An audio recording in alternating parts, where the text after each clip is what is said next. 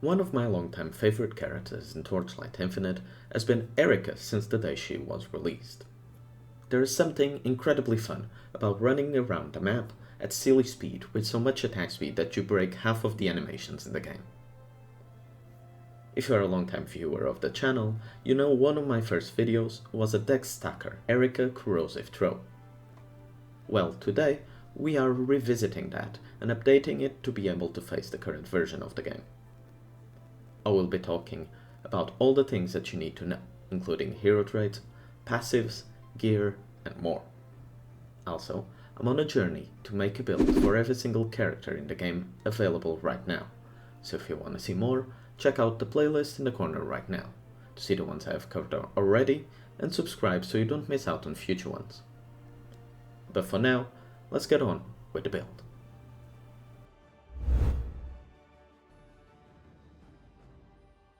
Today we are starting with the gear because this build uses quite an unconventional setup. For the helmet, we go with blind vision, which provides us with wind projectile for free for our main damage. If possible, try to get the wind projectile mod corroded so it goes up to level 20. On top of that, we also gain immune to blind as an extra defensive and make so our projectile speed also applies to our projectile damage at a reduced rate. While we don't stack a lot of projectile speed, it's a nice added bonus on top of everything else. Our chest piece will be a rare one with a mandatory mod that grants us 3 to 5 physical damage per dexterity if we are unarmed. This, in combination with our gloves, will be the fundamentals that make this build work. After that, you want to get as much dexterity as you possibly can, and if possible, +1 to active skill levels. Other mods to look out for are physical damage, max life, resistance, crit, and projectile speed. Our gloves will be the legendary unarmed one, granting us a lot of physical damage and attack speed per dexterity. With this piece, try to get the lowest roll of dexterity required to gain these benefits, as a perfect roll of these mods will be a major benefit when compared to a bottom roll. Stacking on top of these, our amulet will double down on being unarmed, granting us a lot of additional damage, crit strike rating, and chance to multi-strike. On this piece, look for the best rolls you can find of additional damage and crit, and only after look for multi-strike. Our belt will be a rare piece, preferably with tier 1 or higher reduced damage taken at low mana. Given that we reserve most of our mana, this modifier will be permanently up and will be a significant boost to our survivability. We want to pair it with as high as you can dex roll, after that get some life, resistance, and if possible, erosion damage.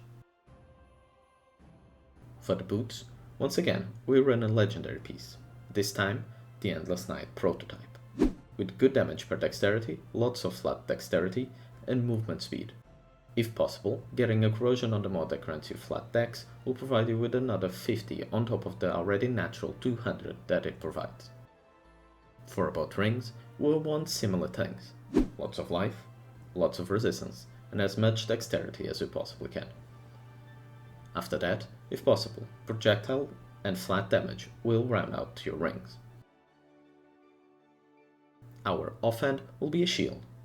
This piece will look similar to our rings. We get as much dexterity as we can, and after that, look for life, resistances, erosion damage, and defenses.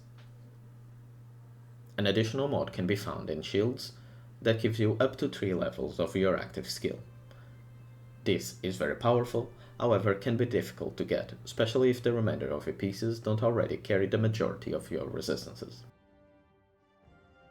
For your weapon, unsurprisingly, we run an empty slot, to benefit from all the unarmed effects that we get on the remaining pieces.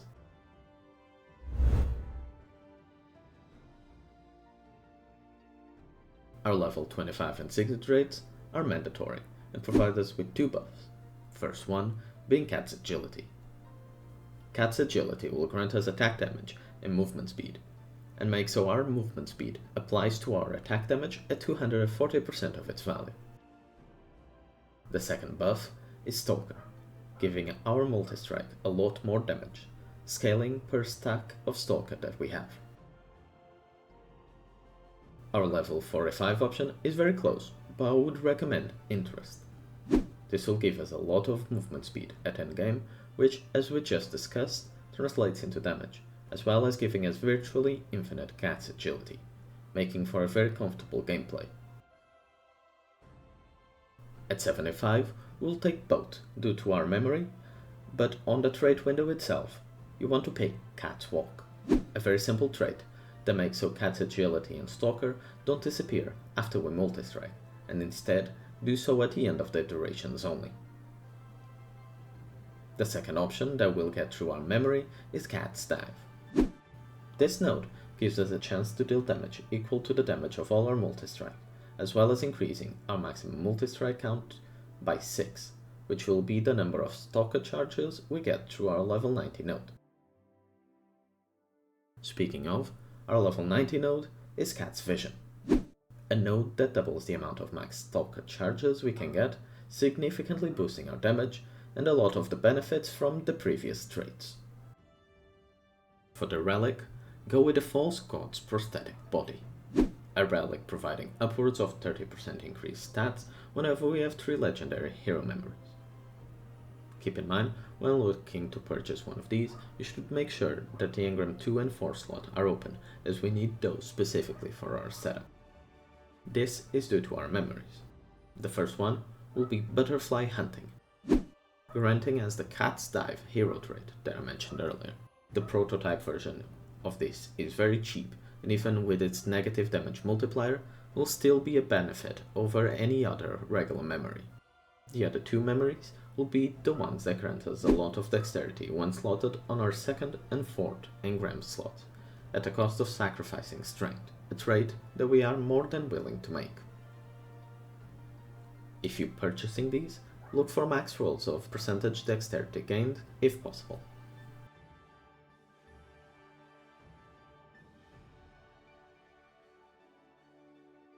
The full passive setup can be found in the builder in the description, as I will only cover the major nodes in each of the trees. The passive trees that we'll go for will be Goddess of the Hunting, Marksman, and Ranger. The starting tree will be Goddess of the Hunting, granting us a lot of damage as well as a nice amount of dexterity. Our first node will be Perception, providing a significant boost to our attack and cast speed, as well as further increasing it with our dexterity, making this perfect for any build that stacks a lot of dex. Our second node will be Rushed, granting us a nice boost of movement speed, which, as we know, also applies to our damage through Cat's agility, as well as a lot of additional damage whenever we move, and since we are naturally moving to keep our Stalker charges up, we should have no issues keeping it at nearly 100% uptime. Our second tree will be Marksman. In here, we'll get Mind Flow as our first node, a massive stacking buff that we aim to keep up by avoiding taking hits. Our second node will be Close Range Fire, granting us a massive 40% more damage increase when we are close to our target. Unsurprisingly, due to this we aim to be close to our enemies when possible, though this only really matters at endgame bosses. Our final tree will be Ranger, and in here we start with Fluke, a passive that grants us the lucky property when our fervor rating is above 50. Lastly, our second node will be Impending, a stacking damage taken debuff on enemies that are close to us. Due to close range fire, we already play pretty much in melee with most enemies, so stacking this should prove very easy, although once again it only really matters against enemies that have big enough life pools to survive the necessary duration. On our Slates, we run a Pedigree of the Gods with Endless Fervor, granting us the ability to stack fervor rating. Another important piece in our Slates will be 3 Corners of Divinity that grants us dexterity per 5 levels. All of them combined will give us around 300 dexterity at level 95. For any remaining space, look for Slates with dexterity, projectile damage, erosion damage, movement speed, life, or evasion.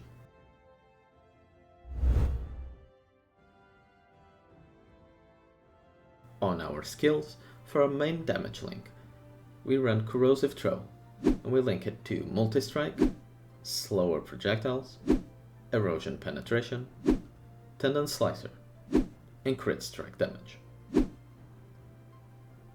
This will be our main 6 link. However, until you have a decent amount of crit, you can swap crit damage for added physical damage. Our restoration skill of choice will be Life Source, linked to Limber Stretch and Auto Charge. Our movement skill of choice is Leap Attack, since we aren't able to run Spiral Attack due to our lack of weapon. We link Leap Attack to Quick Mobility and Hardened for the extra defensive. Our final 2 slots will be 2 Empower skills, Burst of Anger and Fixate. Both of these will be linked to the same supports, Well Fought Battle, Mania, and Mass Effect. On our auras, firstly we run Acuteness Imbue for its additional physical damage aura.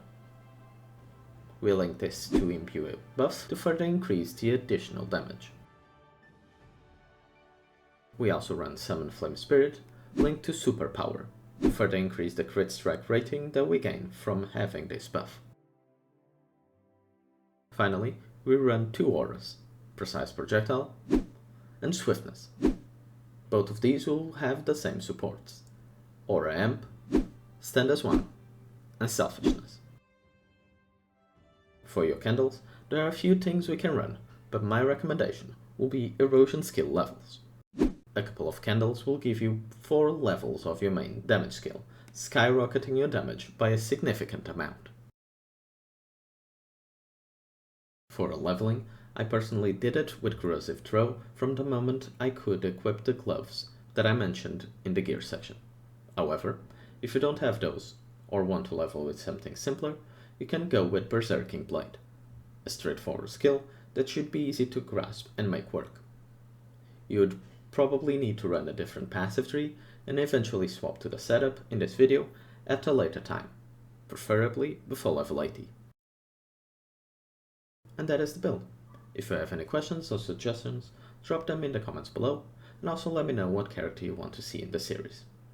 Subscribe to the channel, I'll see y'all later. Bye bye.